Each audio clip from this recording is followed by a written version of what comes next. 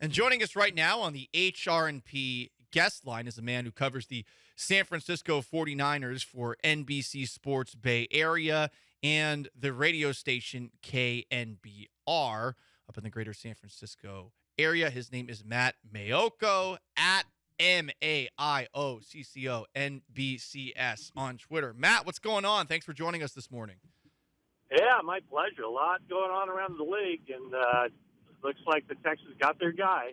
So, and the 49ers lost their guy, but everybody here was kind of bracing for that, the departure of DeMeco Ryans for the past year. So nobody's caught by surprise with the 49ers. It doesn't seem that way. You heard it from Fred Warner himself in the post-game press conference after the 49ers lost to the Philadelphia Eagles. I'm already getting emotional, give or take, he said, about the idea of Ryans no longer being here. So he comes in as a assistant in 2017. He works his way all the way up to defensive coordinator. As someone who's been covering this 49ers team for a while, what's your lasting impression of Ryan's time here with a 49ers team that sure has had a lot of talent and sure has had a lot of great coaches passing in and out? I guess my lasting impression would be for a guy who stepped off the playing field, was away from the game for 1 year and then got into coaching. I don't think I've ever been around an assistant coach who was as popular and as respected by the players and probably by his fellow coaches as much as DeMeco Ryans. He came in with the instant credibility of the players because he had played the game at such a high level for a number of years, and he was still, kind of a peer to them.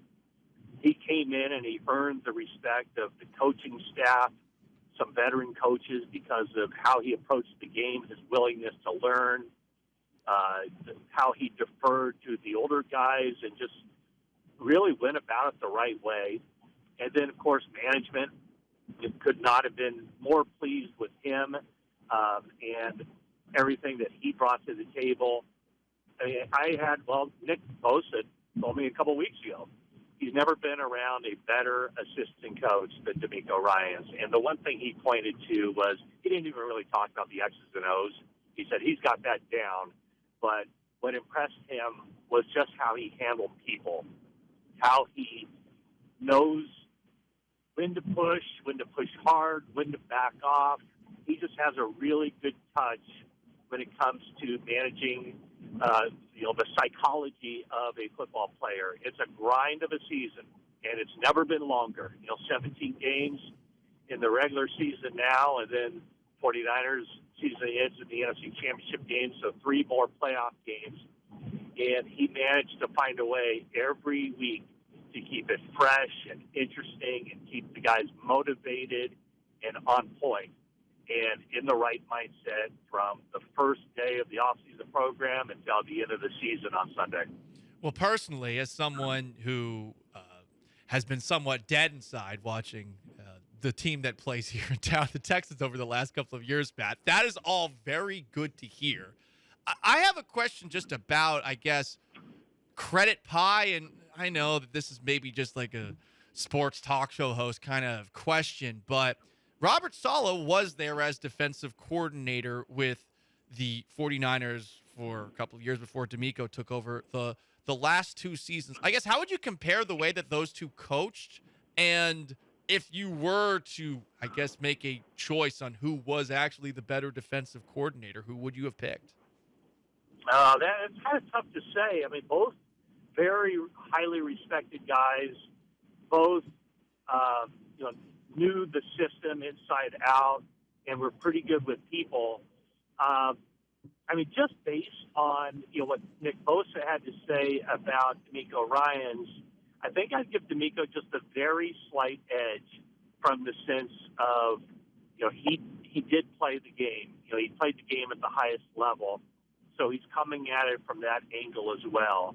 And a lot of times, guys who play 10 years in the NFL, they don't want to coach. They're done with the grind, the grueling seasons and all that. They just don't want to work those hours, especially with DeMeco Ryans coming in on an entry-level deal. Obviously, he's going to be making a lot of money with the Texans, but you got to be committed to that profession. So I think from a defensive coordinator standpoint and the impact from the players, both very, very highly thought of, but I think I'd give a very slight edge to DeMeco Ryans.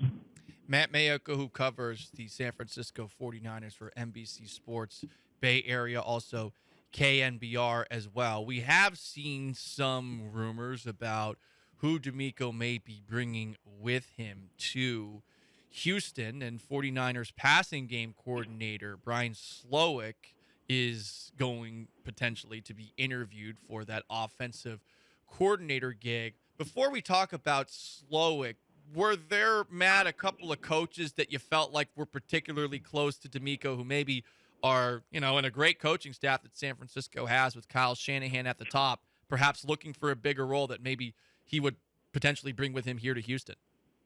Yeah, I mean, one guy that comes to mind is Daniel Bullock, defensive backs coach, safeties coach, actually. Somebody who also played a little bit and is kind of tied into the back end. I don't think that, generally Kyle Shanahan tells these guys, go find your own coaches. I like my guys. So unless there's a compelling reason for a guy who wants to be in Houston as opposed to San Francisco, whether it's family or whatever, the 49ers don't generally let those guys go, or certainly don't want them to go. Bobby Slowick is a little bit different, of course, because he goes from being passing game coordinator with the 49ers to the offensive coordinator. And so the 49ers couldn't block that move for a guy who'd be going in there and calling plays. And to me, that's kind of the key piece of the puzzle for DeMeco Ryans. Putting together his coaching staff, I don't think he'll have any problem putting together a coaching staff because he's coming in there with a 6-year contract. A lot of times, coaches, assistant coaches are reluctant to go with a first-time head coach unless they feel like the guy is in it for the long haul and the organization is committed. What the Houston Texans are saying, after 2 one-and-done coaches, it's very similar to Kyle Shanahan coming into the 49ers in 2017.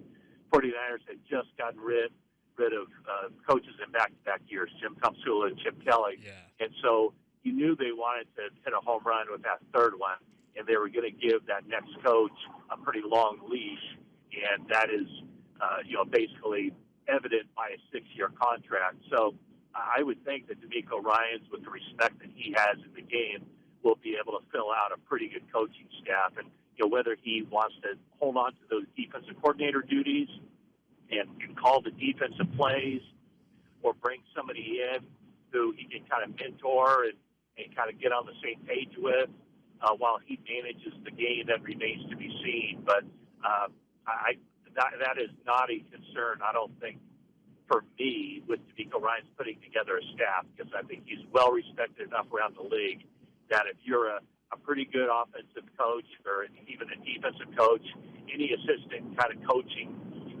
person who has some options, DeMeco Ryans is a pretty good option there going to Houston, where he does have some stability and some security for a couple of years at least. He is Matt Maiocco of NBC Sports Bay Area. Matt, really appreciate your time this morning. All of these things you've said about DeMeco Ryans are getting us even more excited about the hire. Appreciate your time, and if there's ever something else that involves a San Francisco 49er coming from San Francisco down here to the Houston Texans, we'll be sure to have you on again. All right, that's awesome. Appreciate the call, and I hope all is well. And I'm sure you guys and the all Texas fans will really appreciate and learn to respect and really like DeMeco Ryans as the head coach.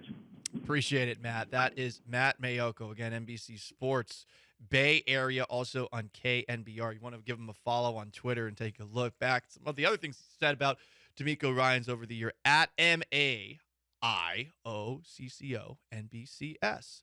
Appreciate Matt's time. We have some to react to. Oh, man, just hearing about DeMeco Ryans and the way that he interacts with other people. The thing that I hear first, it's just such a different direction from where Bill O'Brien was.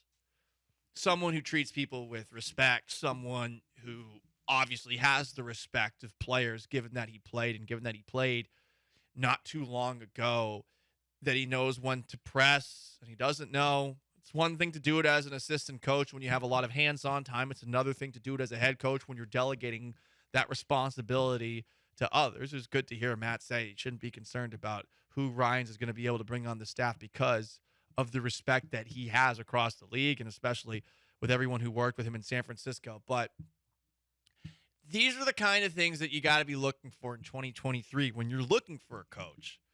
The days of the hardo rah-rah guy, I think, are in the past. I am curious to see how Sean Payton works in Denver. Not to say that Sean Payton's one of those, but Sean Payton does have a massive ego about him. Who wouldn't? If you've been a successful coach in the league for a while and had a movie starring Kevin James made about you, yeah, of course you develop a little bit of an ego. Happy Madison, baby. And then on another front with Jim Harbaugh, who apparently the Broncos were into. We all know that Jim Harbaugh is kind of annoying. Like, I'm a big Hardo fan. I love Hardos. I love the guys who go out there and who are absolutely insufferable and get in people's face and stuff like that. But even Jim Harbaugh, for me, would be a little bit too much. Sean, you looked like you had a thought about Sean Payton and the Happy Madison production company. Yeah, and his ego, having Kevin James play you in a movie, that has to be a blow to the ego a little You bit. know what? It's a fair point. Be like, really? Kevin James? Not Sandler? Kevin Sandler? Yeah. Yeah. I'm. Have you seen a picture of me? I'm Sean Payton. But it's Paul Blart Mall Cop. What's wrong with Paul Blart Mall Cop? Some people thought that movie was funny. I don't think Sean Payton views himself as, oh yeah, the same guy who plays Paul Blart is gonna play me. Yeah. Well, he saves the day. I guess. Does it unconventionally. Like Sean Payton. Or, like, hopefully, DeMeco Ryans. Wow. Damn, Paul. You're so good at this.